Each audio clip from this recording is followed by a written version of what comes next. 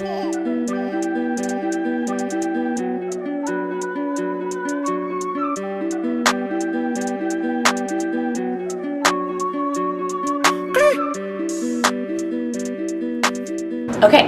so I have set up 12 kindergarten chairs, and the rest of them are just regular desks.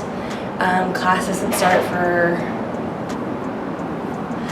like another 40 minutes or so, but I do have some students that get here early, so it's going to be interesting to see how they react to their classroom being set up like this.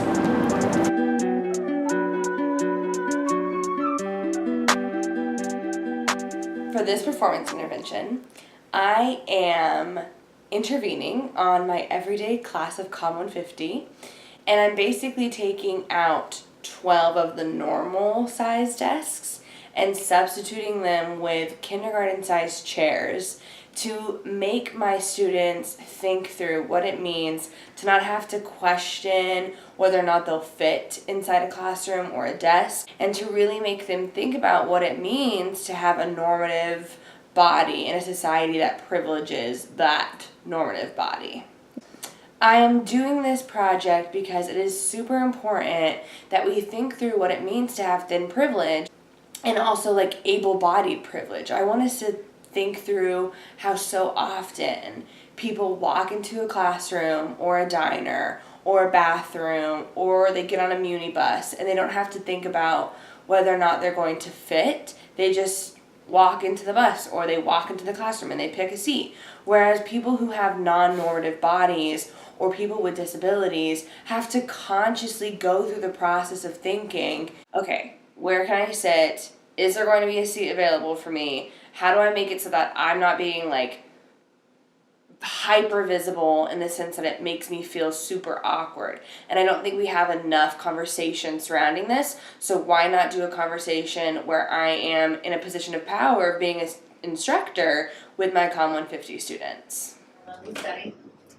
You have to write a page, so a full page. If you have a smaller piece of notebook, then I want you to write at least like page and a half to 2 pages, answering these 3 questions. So it's all about how you feel sitting in these chairs today. 1, do you ever not fit in things? 2, do you ever have to think about where you are going to sit? If you have ever had to think about that, why have you had to think about it? And 3, is it fair to be sitting in a chair that doesn't fit or feels uncomfortable? If you're sitting in a chair that feels great, think about what that means to you and how to evaluate that. Yes? Talking physically fit or like socially fit? Both. Any way that you want to describe what fit means, whether that means you actually physically fit in the chair or you don't feel like you fit in. Yeah. What I hope to find out from this performance intervention is I hope to challenge my students. I hope that there is a moment where they can stop and think to themselves how much thin privilege they have. Whether that means that they've never had to actually think about fitting, or maybe they've, felt squished in an airplane because they're really tall, but they don't know what it feels like to have to say, can I get a seatbelt extender, or to have an armrest actively like pushing against their hip so much that it hurts and it leaves bruises. I want them to think through what it means to come into this classroom, sit down, be ready to talk through concepts in class, and not have to worry about how uncomfortable they feel in the chair. I am intervening on the everyday performance of being a student. I'm intervening on this unconscious process of coming to class, picking a seat, and doing your work. What are some thoughts that you have?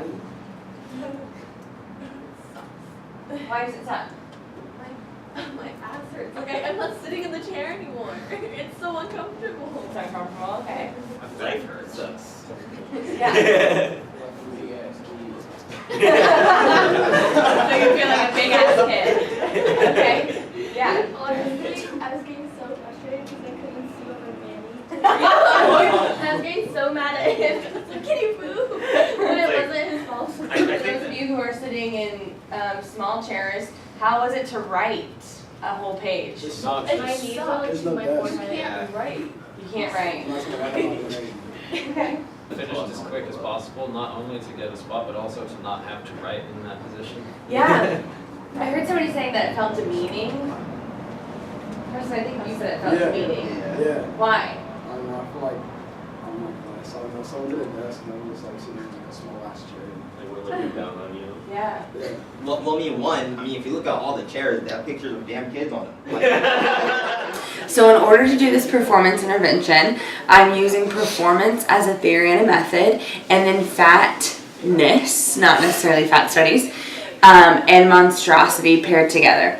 So for performance theory, I'm really looking at Michelle DeCerteau, Jill Dolan, and you, Javon Johnson. So what I'm looking at is the way that DeCerteau talks about the politics and performances of everyday life, and looking through like what we would consider the mundane as how do we make it creative? What are the creative things that we do, the tactics that we employ? Thinking about like me as a fat person, what tactics do I employ when I go into a space that isn't made for me? Do I then make space for myself and go against the system that oppresses me? And also thinking through Jill Dolan's concept of utopia. Is it possible to have a utopic space like a classroom or a diner that has seats and space and access for everybody that allows anybody to fit?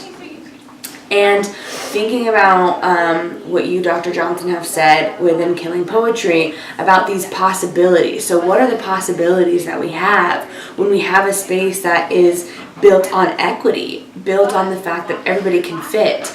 And thinking through how performance and fatness and personal narrative can build something, can build onto that possibility. With fatness and monstrosity, I'm really looking at what Bernadette Calafell talks about in her book about this concept and idea of monstrosity, about how otherness and differences and marginalized identities become casted as monsters because they are not the norm, because they're not seen as the regular or the everyday or the normal type of person. And that is where fatness and monstrosity coincide together when you hear from Leslie Owens, who talks about monstrous freedom, and this idea that as a fat body you already are a monster. Everything you ever will do will be a bad thing. So then why not just do it all? Why not wear a crop top? Why not make space for yourself in a classroom? You're already a monster, so how can we take that to a farther level?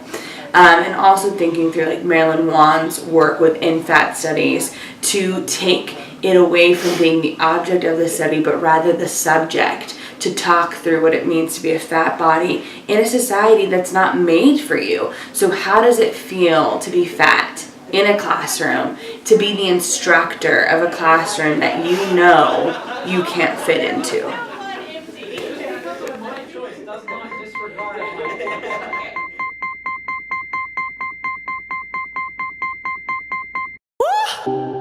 Look up in the mirror, oh my God, it's me. So much pride on me, I'm a prodigy.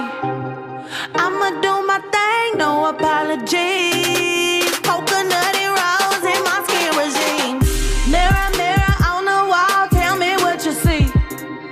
It's that, oh my God, it's looking heavenly. Ooh, hopping Power Rangers, purple, yellow, pink. Going ones, wonder what my mama think. Feeling like a stripper when I'm looking in the mirror. I be slapping on that ass, getting thicker and thicker. I don't see no Excuse me while I feel myself. Excuse me while I feel I did. Okay, ready? 3, 2.